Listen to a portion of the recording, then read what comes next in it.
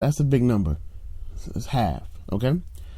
Also, in addition, approximately 20% of black students earn science and engineering bachelor degrees at HBCUs, according to the National Science Foundation. The report also highlights HBCUs as important bachelorate origin institutions of future black science and engineering doctorate recipients, especially outside the social sciences.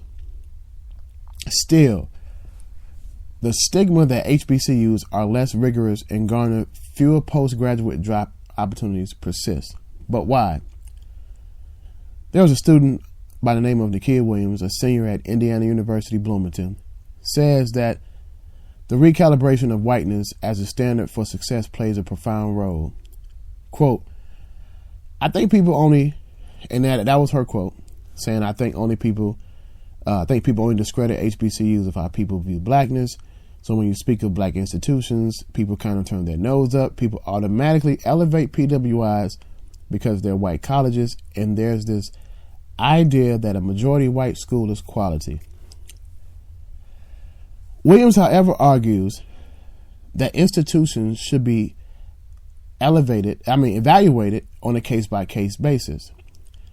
In response to the question of why African American students decide not to attend HBCUs, some PWI students point to name recognition, as well as the deficit of resources at schools.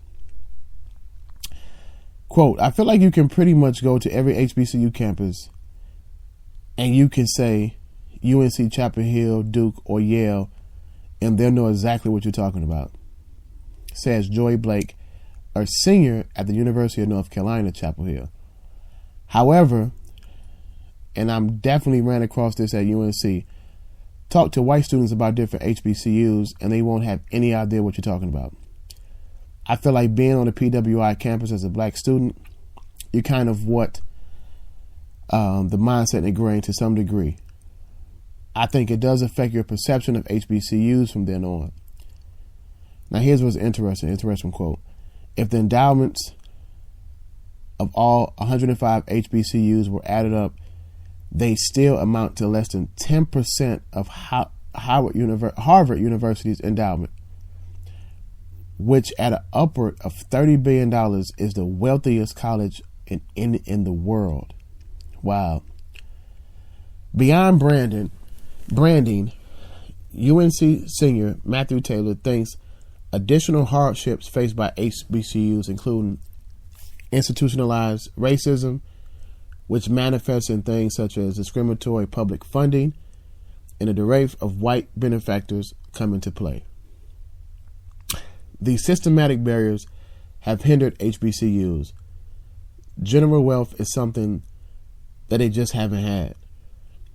In an unsettling illustration of Taylor's point, Essence published an article citing the gross imbalance in endowments between HBCUs and PWIs. And that's when we broke it down to, if you totaled all 105 HBCUs, the endowment would be still less than 10% of Harvard's. $30 billion is a lot of money for one school to generate. So it breaks down to what HBCUs lack. They feel like HBCUs lack in economic resources.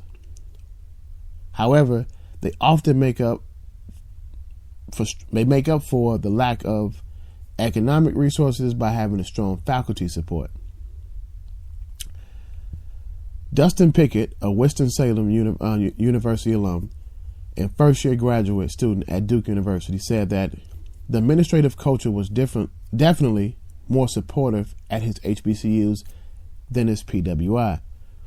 At Duke, there's this presumption that if you're there, then you should be able to figure things out on your own. Whereas at Winston-Salem, most people came from the same high schools as these kids. I myself came from an IB school, but I was still given that care. I was still given that special attention that I need. There was still that family culture, quote. Colin Shank, a senior who transferred from North Carolina agriculture at Technical State University. Shout out to North Carolina A&T. And transferred to the University of North Carolina at Charlotte, agrees that it's easier to make connections with professors on HBCU campuses. It's definitely more loving. It's definitely a more loving environment at an HBCU. You have great connection with your professors, etc. But Shank and Pickett also agree that there's a general sense of affinity between black students at HBCUs that is not necessarily prominent on PWIs. So the question was asked, why did they choose to transfer to PWI? And here's where I'm in the article at. They wanted to be well-rounded. So think about this. You've heard the breakdown of why. You kind of get the general consensus, and I posted this on Facebook, and it was funny because most people had the same thing. Oh, it was a great experience, and I got memories for years, and I learned how to deal with the hustle and bustle, and I was able to learn how to survive, and et cetera, blah, blah, blah, blah, blah, blah. And then, if you think about it, right, there's a lot more. There's one thing that people say. They say, I enjoyed the experience. And here's a direct quote. This person went to CAU, Clark Atlanta. Shout out to Clark Atlanta. The only regret I have about attending and graduating from Clark Atlanta University twice is my student loans. But seriously, it's all about the experience and the culture. CAU taught me so much, but most importantly, how to find a way or make one. Now, to me, that's been like the most common factor in most people when they say they've gone to HBCU. They're going to say, I had a great experience. I paid for the experience. I learned how to survive. I had a great experience. As opposed to people that go to, black people, that African Americans that go to PWIs, they'll say, I didn't have the warm, loving, Negro spiritual feeling, but I graduated on time. I got my foot in the door at this great job. You hear that, but you don't hear that from people that go to HBCUs. I can say that because I went to HBCU, and hell yeah, I had a $20,000 experience I paid for. The education. Now I'm not going to say that it wasn't easier to go to the PWI. I think people are ignorant when they say that, but it was definitely a situation where you got an experience. And I think that that's the one thing that people don't really discuss. Because, meaning that, and I'm saying that this is my argument, is that I don't hear people saying, hey,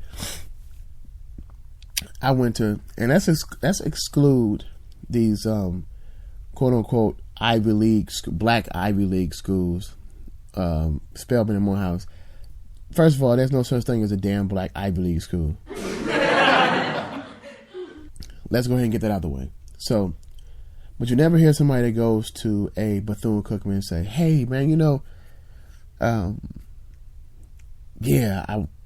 graduated from Bethune and I got my foot in the door at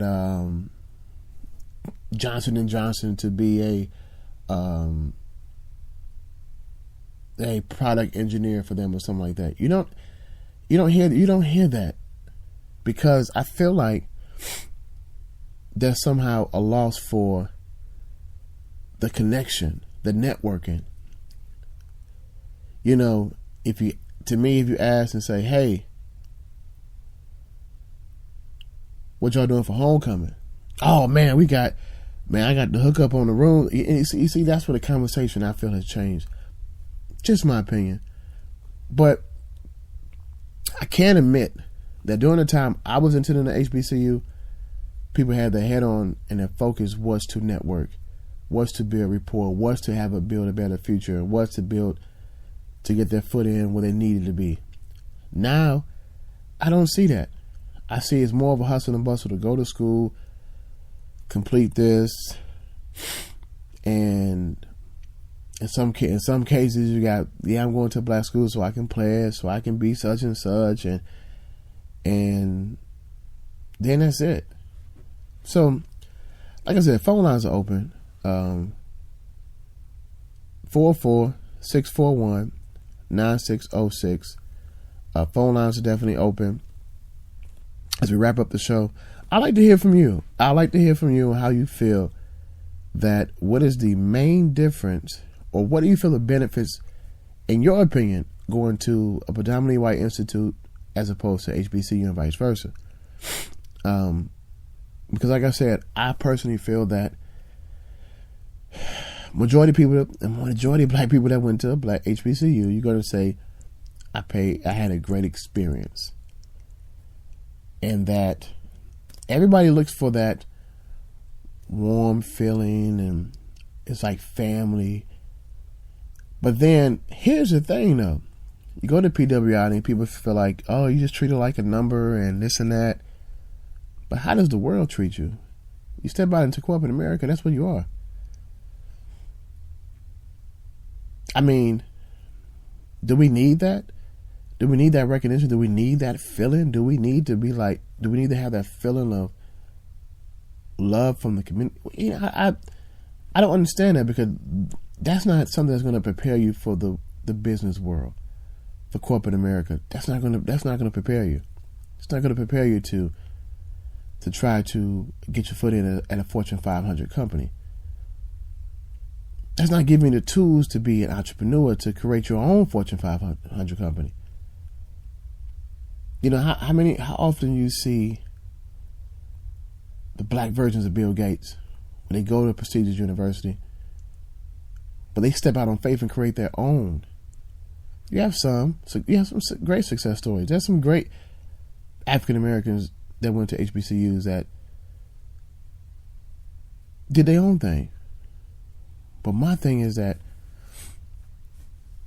can we say something else besides the experience that we have and that we received? It's just my thoughts. But I would love to hear from you all. If you're shy, you don't want to call in, you can chime in on the chat. How you chime in on the chat? If you're tuning in the show right now, go ahead and where it says sign in or log in, create your account, and we can chop it up in the chat. Or if you want to call, phone lines are open, 44641-9606. A lot of y'all have graduates coming in. This is the conversations that you should have. See where their head is at. Because, or you pumping in them that, yeah, you black, you going to a black school.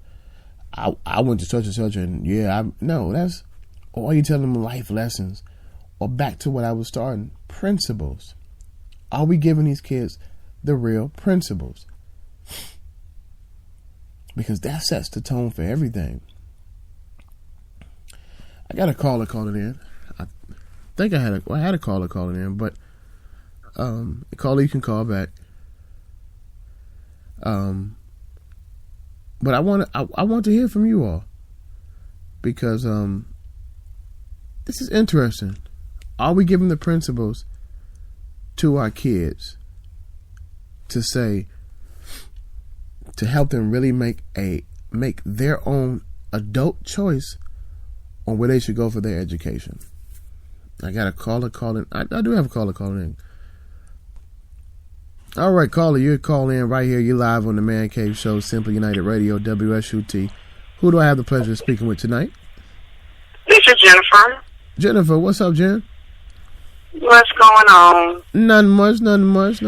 Now, you got a opinion about this HBCU PWI situation? Yes.